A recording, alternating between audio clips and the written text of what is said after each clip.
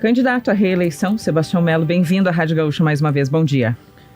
Bom dia aos ouvintes. Bom dia, Jane. Bom dia, Rosane. Bom dia, Andressa. E estamos aqui para dialogar.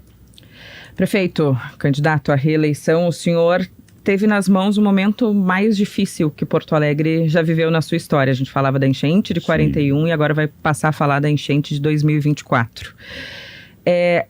Candidato à reeleição, com isso, precisando resolver isso ao mesmo tempo, o senhor teria feito alguma coisa diferente, olhando agora como um engenheiro de obra pronta, assim, lá para trás, para 4 meses atrás? O senhor teria mudado alguma coisa na sua condução? Sim.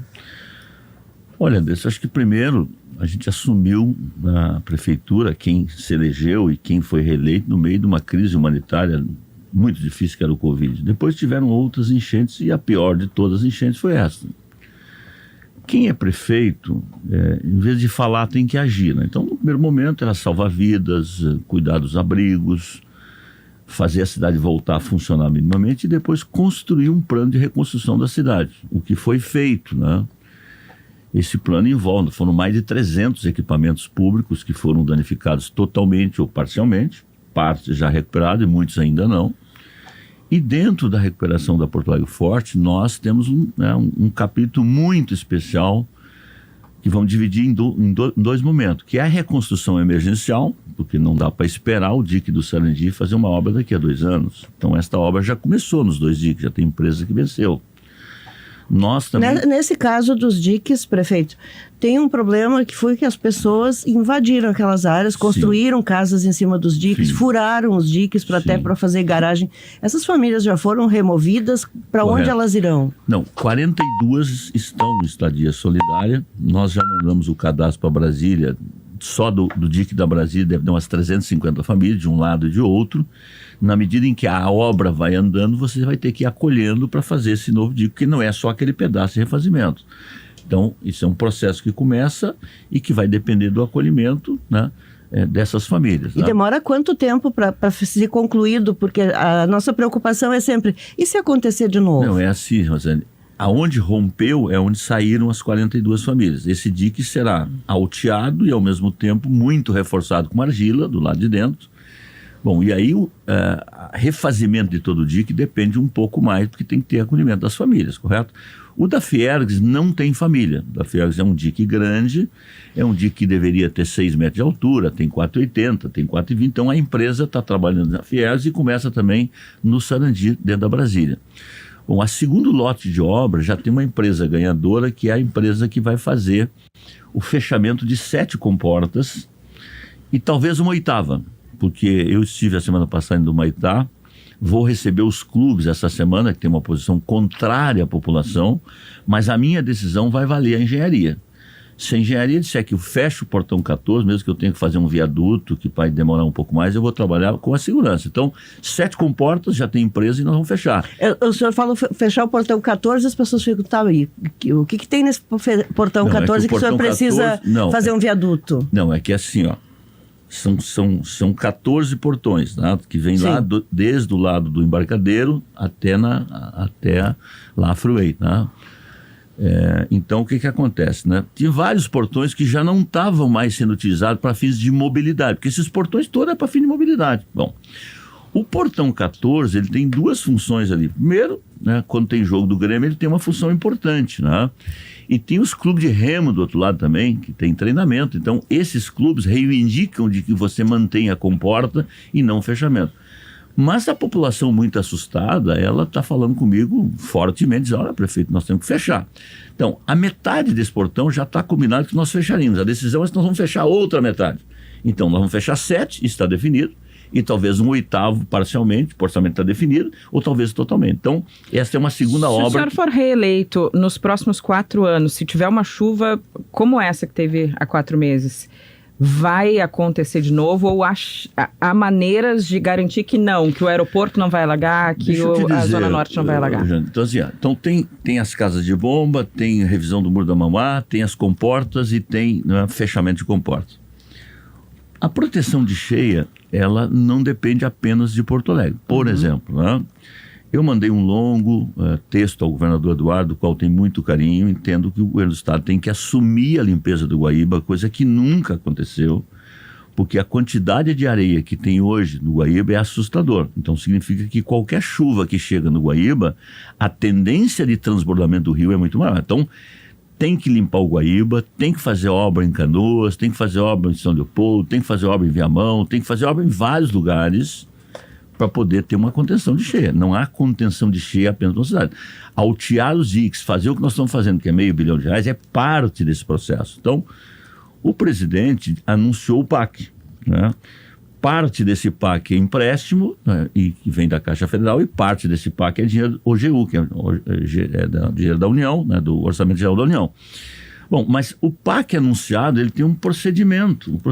Bom, tu tem que então, é a Caixa que vai executar, mas quem é que vai executar? É a Grampal, é o governo do estado, é um consórcio novo? Eu sempre achei que quem deveria executar as obras é o próprio governo federal, correto? Essa é a minha opinião pessoal. Eu achava que, por ser ele detentor, né, digamos assim, da responsabilidade, deveria ser ele, o DENIT ou não, isso é uma questão bom. Mas o governo do estado federal entende que não. Eu prefiro transferir o recurso. Então, a gente precisa encontrar uma governança, porque senão a gente vai se perder na governança, vai dar explicação, todo mundo vai dar uma explicação e a obra não vai sair. Então, hoje, além de anunciar o PAC, tem que definir quem é que vai fazer a obra que não diz respeito a só Porto Alegre. Porto Alegre é a prefeitura de Porto Alegre, mas aqui não é da Porto Alegre. O que envolve Canoas, o que envolve Cachoeirinha, porque o PAC, ele envolve obras de proteção de cheias em 32 municípios. Mas não? O senhor reeleito, os projetos estarão todos prontos, a manutenção será feita? Não, volto a dizer, Andresa, os 500 milhões que nós, é a previsão de gasto, nós não vamos conseguir fazer essas obras todas até o final do ano. Nós temos 200... A gente está falando se o senhor for reeleito a partir de janeiro. 200 e poucos milhões tem no Caixa do DEMAI. A Câmara aprovou agora um empréstimo de 300 milhões, né, que eu também vou buscar esse empréstimo. E o que eu espero é a colaboração do governo federal, porque não dá para esperar, dizer, olha, manda primeiro dinheiro. Então nós estamos fazendo, e numa mesa de negociações tem que ter esse compromisso. Então, se eu for reeleito prefeito, eu vou continuar trabalhando dessa forma. Ou seja, o que eu não posso, eu não sou candidato, sou candidato à reeleição, então eu não posso esperar para dizer, eu vou fazer em janeiro. Eu tenho que fazer a minha parte até janeiro, até dezembro, e quem for o prefeito, seja eu reeleito, ou seja, quem for reeleito, eu acho que isso é uma obra que não tem que discutir quem vai se eleger. Não. Acho que isso tem que ser um pacto entre nós. Quem for vai eleito ter alguma prefeito, coisa, tem que fazer, não? Vai ter alguma coisa, candidato, diferenciada, alguma coisa para dar uma proteção maior para aeroporto e para Transurb? Eu acho que porque, assim, eles falam que as bombas deles não dão conta se as bombas da cidade não derem conta, mas além disso, algo especial para evitar que aconteça o que nós temos agora. Nós temos um trem que vai voltar depois do aeroporto, que já vai demorar, assim, né? Eu acho que a gente diz assim, as casas de bombas, que são 23 para pluvial, elas fazem parte do processo de contenção. Casa de bomba não é dique. Se você não proteger a cidade para entrar água, não adianta as casas de bombas funcionarem, porque todas elas estavam funcionando. Por que elas deixaram de funcionar? Porque a água entrou nas casas das pessoas, nas ruas, nas avenidas e também nas casas de bombas que tem 4 metros de altura, que por segurança ou por falta de energia deixaram de funcionar. Agora, a função de uma casa de bomba é tirar a água da cidade e botar para dentro do rio.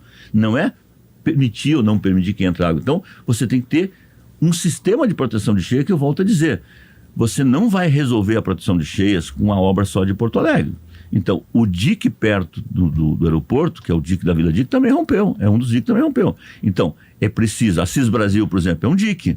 A água extravasou o dique da Fieso, mas vocês também acompanharam. A água do braço do Gravataí entrou em toda a Cis Brasil, porque aquilo é um dique que mostrou a altura da Cis Brasil insuficiente. Agora, também diz os engenheiros, se você tomar uma obra, fazer um grande muro do lado de cá, tu joga água para Cachoeirinha, então você tem que fazer a produção de cheia também em Cachoeirinha, e aí é uma obra regional e não é uma obra local. Não? DEMAI, qual o futuro do DEMAI se o senhor for reeleito? Ele fica como está, ele é concedido, volta o DEP, haverá mais servidores no DEMAI? Qual é o seu plano? Sim. Andressa, se eu for reeleito, eu não recrio o DEP, vou dizer por que não. Né? Eu vivi o DEP, ele estava numa fase final ali, já no governo que eu fui vice, já com muito poucos funcionários. E se ele fosse tão competente, ele teria apresentado nos seus 50 anos alguma alternativa diferente dessa daí. Não tem nenhum estudo do DEP que diz, olha, tu tinha que ser feito diferente. Eu acho que ter integração do DEP dentro do DEMAI, o que eu vou fazer, eu tinha mandado para a Câmara e por questão eleitoral eu retirei, né? É a questão de criar uma diretoria bem potencializada, porque quando o DEP chegou ainda no governo anterior, ele foi bastante rejeitado no DEMAI, porque não era expertise do DEMAI, esse assunto superou, né? E não tem outro caminho. Então, eu vou manter o DEP do DEMAI. Segundo, eu vou seguir o caminho lá de trás. Quando eu peguei um processo que estava muito estudo, muito incipiente, contratamos o TUT para alterar, para atualizar o plano de drenagem. Bom, a coisa vai e volta, estudo vai, BNDES, volta. Quando chegou o final do ano, veio o censo e aí o BNDES, olha, nós não podemos manter esse projeto. Então, se eu for reeleito prefeito, dia seguinte eu vou chamar o BNDES de novo, vou chamar todo mundo, vou fazer as alterações necessárias e vou mandar para a Câmara de Vereadores uma parcelização do DEMAI. Total, parcial, esgoto só, esgoto e água, deixando a água produção, isso é uma decisão que eu vou tomar. Agora, mas a sua tendência é propor que esta parceria público-privada englobe drenagem, como era a sua intenção inicial, englobe drenagem, a tratamento de água e tratamento de esgoto. Aproveito para lhe perguntar, porque o tratamento de esgoto, Porto Alegre ainda está com um índice muito baixo em comparação com outras capitais. Né? Qual é a meta, se o senhor for eleito, chegando lá, ao final do segundo mandato, de tratamento de esgoto, para que a gente não tenha também essa mistura de esgoto pluvial com cloacal que se viu agora na enchente? Rosane, é oportuno. Assim, ó, o marco regulatório estabeleceu a universalização da água e do esgoto, tratamento de água e esgoto até 2033, tá? Eu acho que é longe, mas pelo menos é o marco, tá? Nós temos 52 hoje de esgoto tratado, tá? Então, está dado. Esgoto, eu vou, se for, vou propor a parcelização. Extensão de rede também. O que está em dúvida é se nós vamos botar água na produção na mão de um parceiro ou não. Agora, eu entendo que o serviço público, ele pode ser feito pelo público, pode ser feito pelo parceiro, ele tem que funcionar. Ele tem que funcionar. Então, o DEMAI está demonstrando ao longo desse tempo que ele não tem essa capacidade, essa velocidade para poder atender a lei federal. Então eu vou caminhar na parcelização, mas com muita responsabilidade. Por que eu não fiz esses 4 anos? Porque eu não senti seguro para fazer. Teve um caso de corrupção no DEMAI que está sendo investigado. Sim. O que o senhor vai fazer para evitar que isso se repita? Olha, Rosane, acho que vocês, toda a população, conhecem o jeito Melo de governar, né? Esse episódio do DEMAI, apareceu um empresário, né, que chegou na controladoria e disse, olha, eu quero dar um depoimento dizendo que tem alguém pedindo propina lá. Mandei ouvir o secretário, mandei ouvir. O secretário veio falar comigo e disse, olha, manda ouvir agora. Ouviu, chamou o diretor do DEMAI, ele negou, então o diretor do DEMAI. Esse assunto foi para o Ministério Público em abril de 2022 e a denúncia brotou agora, faz um mês atrás, correto? Bom, o nosso jeito de governar é apurar dentro, né, daquilo dos instrumentos que nós temos. O instrumento que a prefeitura tem, eles são limitados, eu não posso quebrar sigilo, eu não posso fazer oitiva, ouvir telefone. Então, agora, a delegacia pode, o Ministério pode. E volto a dizer, tem 2 maneiras, né, de você conduzir como gestor. Eu botar por debaixo do tapete ou dizer não, faça, investigue. Quem fez alguma besteira no meu governo há de pagar rigorosamente sobre as penas da lei, porque se tem uma coisa que liquida uma nação, é roubar o dinheiro público. Isso mata a esperança de uma nação. Não? Ainda mais quando vem na educação, né? E aí a gente tem outra denúncia que é dentro da SMED, que é maior e que o senhor por um tempo até segurou a secretária no cargo, mesmo com as denúncias. Faltou alguma coisa nessa gestão? O senhor está por dentro da investigação agora, porque foram aparecendo, à medida que o tempo foi passando, mais e mais denúncias e mais irregularidades com carros apreendidos, com dinheiro apreendido. Bom, Andresa, o procedimento da educação foi antes né, do DEMAI. O DEMAI é recente, né? Uhum. Ali houve um relatório muito consistente, também determinado por mim.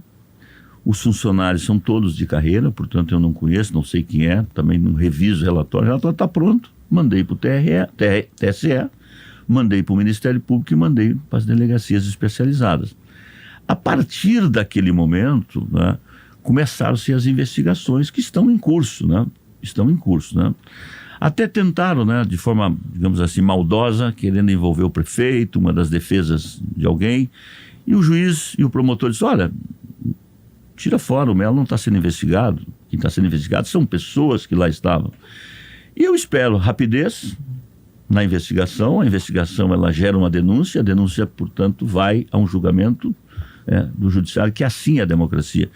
E improvado, seja 1, 2, 3, 4 pessoas, seja ela quem for, tem que ser condenado, devolver o dinheiro, é isso que tem que ser feito. O senhor demorou a afastar a secretária?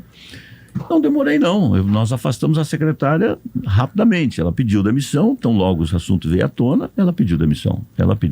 Pois o senhor disse que trata de uma forma que o senhor toma as decisões. Precisava ela pedir demissão, o senhor, no momento em que chega uma denúncia como essa, não deveria ter retirado a secretária?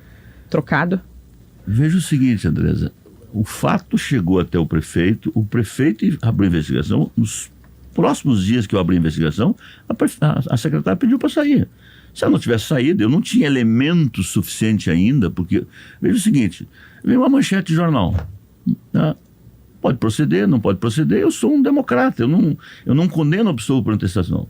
Agora, quando eu vi, chegou, eu fiz a investigação, comecei a investigação, a secretária pediu para sair, pediu, se não saísse, se tivesse algum elemento a mais, teria demitido no outro dia, mas chegou a denúncia, eu abri o procedimento e fiz o que tinha que fazer. Não... Tá, prefeito, eu quero seguir falando de educação, mas agora sob outro ponto de vista, né, que é a qualidade da educação. Porto Alegre, no IDEB, apareceu numa situação crítica, para dizer o mínimo.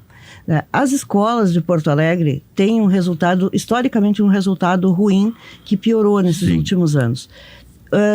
Há 4 anos, quando o senhor foi candidato, a gente falava no déficit de vagas nas creches, e o seu compromisso era zerar.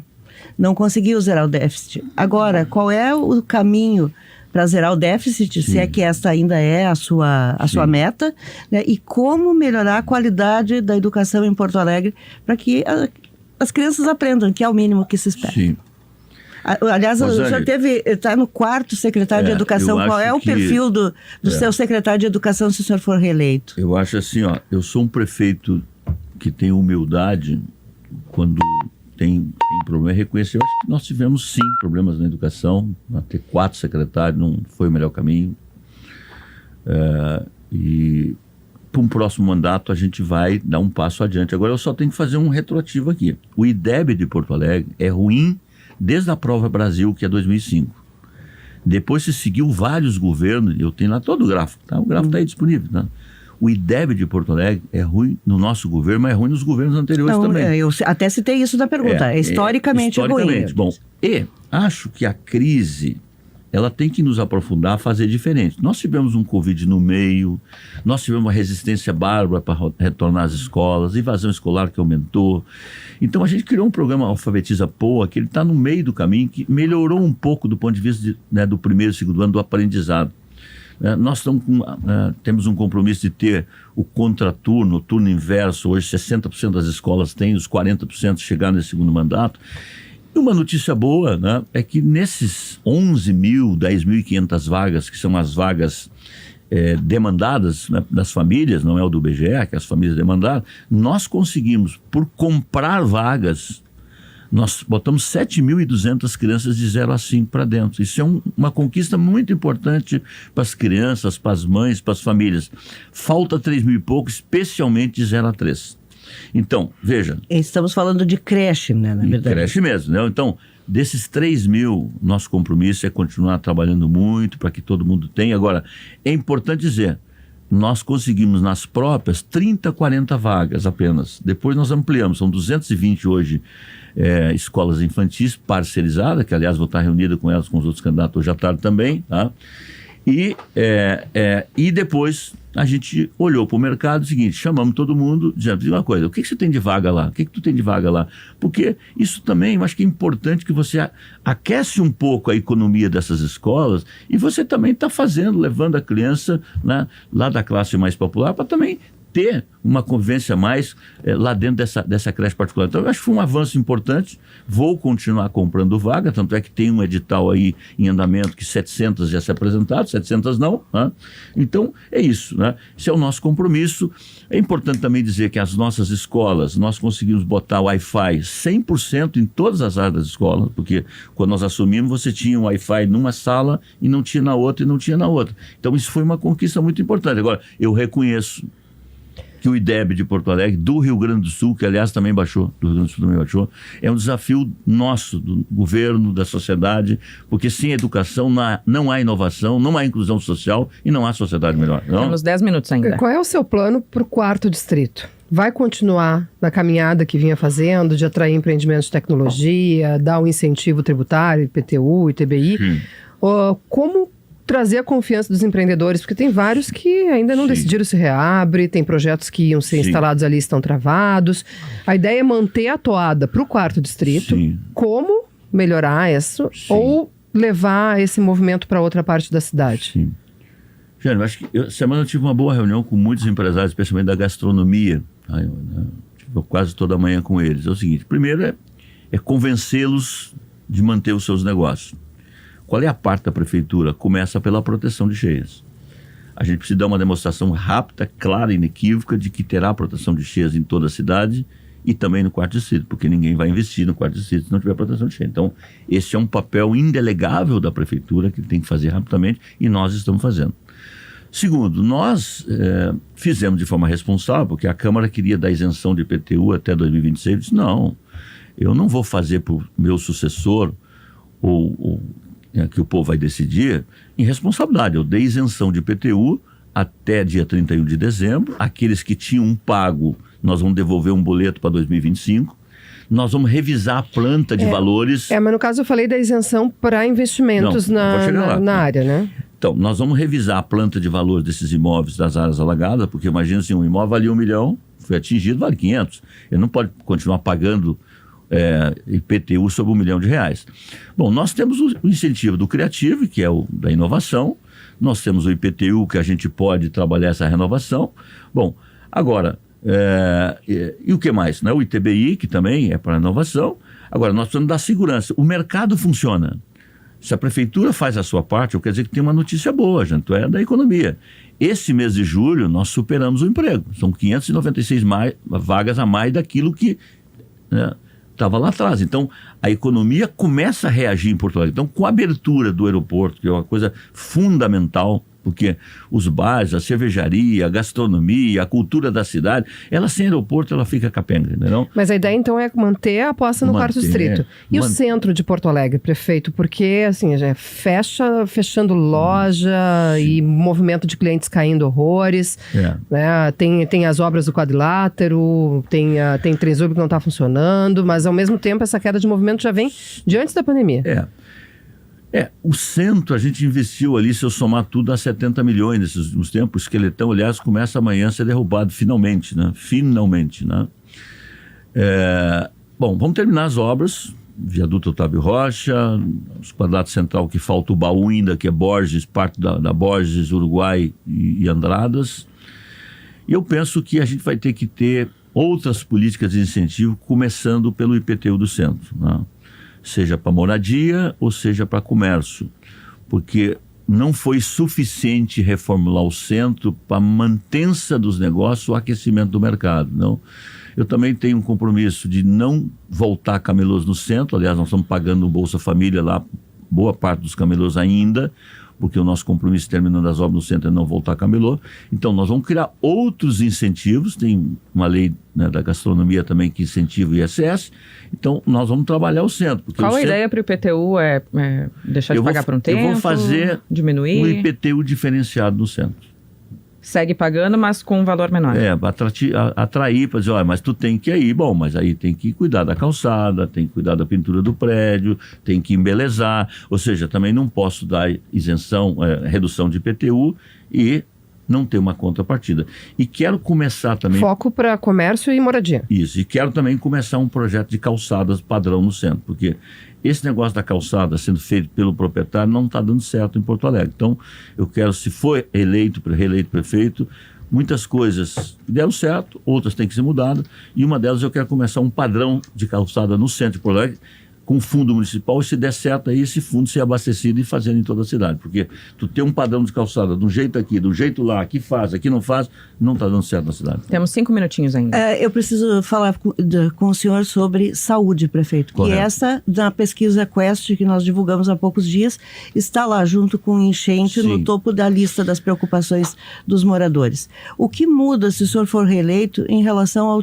tipo de atendimento que nós temos hoje e em relação às filas que persistem? Correto.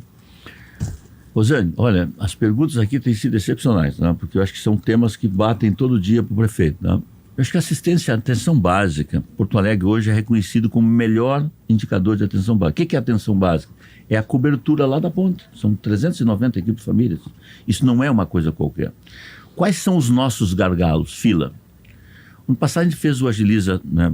Agiliza Saúde, foram 64 mil cirurgias feitas, 14 mil exames, 14 mil consultas, foi insuficiente.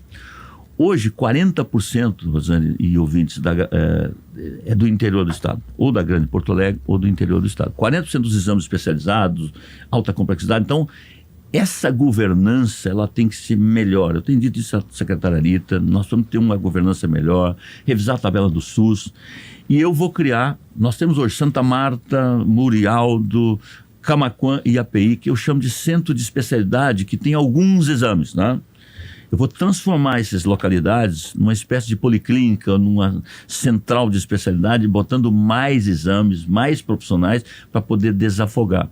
Essa até já era uma promessa sua da campanha eleitoral anterior. Por que o senhor não conseguiu? Não, nós melhoramos esse centro de referência, muito. Eu estou dizendo que eu vou dar um passo adiante e vou dizer mais. Eu vou criar uma Agiliza Saúde mensal, porque esse foi uma vez por ano.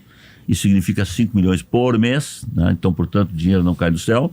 Vou ampliar, vou continuar ampliando os postos de saúde até mais tarde e vou ampliar o CERTA, que é um centro de referência do autismo, que é uma política pública que nós concebemos, está dando, é um acolhimento para as mães, para as famílias. Você sabe que hoje quase 40 crianças que nascem em Porto Alegre, uma nasce com transtorno de espectro autista, e vou regionalizar essa política pública. Então, agora, evidentemente que o SUS é tripartite. É importante dizer que antes do Covid você tinha 700 mil pessoas no prontuário do SUS, hoje tu tem 1.100.000 no prontuário do SUS, o IP está capenga. Hoje você tem o plano do IP, mas não tem especialista, então a especialidade vem para o SUS. Você tinha plano privado, você saiu, vem para o SUS. Então tem um conjunto de coisas que fazem aumentar a fila do SUS.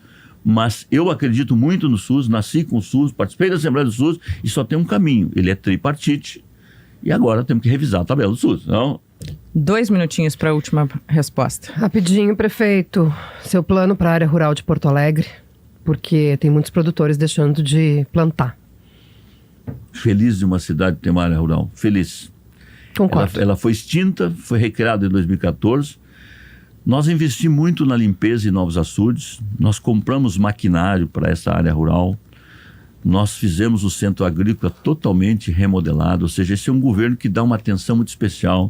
Fizemos uma nova lei para os orgânicos, hoje os nossos orgânicos, nas nossas feiras, estão entrando as pessoas de Porto Alegre, e eu quero dizer que eu sou um fanático pela área rural de Porto Alegre, até porque eu sou roceiro, né? Então vim da roça, conheço muito bem isso, e, portanto, é muito importante. Agora, é uma luta diária da especulação imobiliária, né? Porque você tem uma zona rural urbana, a cada dia o urbano quer tomar conta do rural. Então, se for reeleito prefeito, a área rural vai continuar tendo a minha atenção muito especial. Criei uma zonal da SMISURB para o extremo sul da cidade para dar uma atenção. Tem muita estrada de chão ainda, tem que melhorar o asfalto, drenagem urbana, poda de árvore, ou seja, é um desafio na cidade e na área urbana um pouco maior. Não? A gente tem 1 minuto e meio ainda, vou deixar para suas considerações finais, não vou lhe fazer uma pergunta para responder correndo, então para suas considerações finais aqui nessa entrevista na Rádio Gaúcha. Bom, primeiro eu quero agradecer mais uma vez a Gaúcha, né? Vocês dão muita atenção ao processo eleitoral, eu acho que a eleição é um momento elevado da democracia e sua excelência é o eleitor. Eu tenho me pautado do dia 16 para cá, porque até o dia 16 eu não tinha falado da eleição, estava cuidando das enchentes, né? E continuo cuidando ainda, né?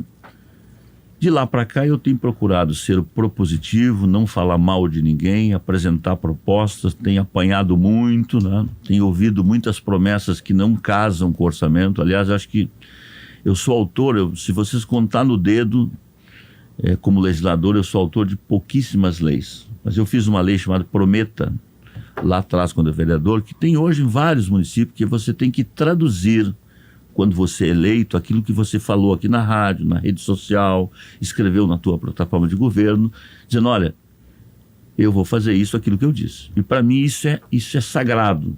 Tudo que eu disse junto com o Ricardo na eleição passada, eu tenho procurado cumprir. E tudo que nós estamos dizendo agora, eu e a Betina, nós vamos tentar fortemente, se for reeleito prefeito, cumprir. O que a cidade pode esperar do Melo? Um Melo, linha de frente, um Melo que enfrenta, né, todos os problemas no seu dia a dia, uma cidade que precisa, né, retomar, né, vários investimentos em infraestrutura, como por exemplo Porto Seco. Então fica aqui a esperança de uma cidade forte, o gaúcho é forte e nós juntos vamos recuperar a nossa cidade. Tá? Obrigado, viu? Muito obrigada. Pontual, 30 minutos com Sebastião Melo, candidato à reeleição aqui em Porto Alegre.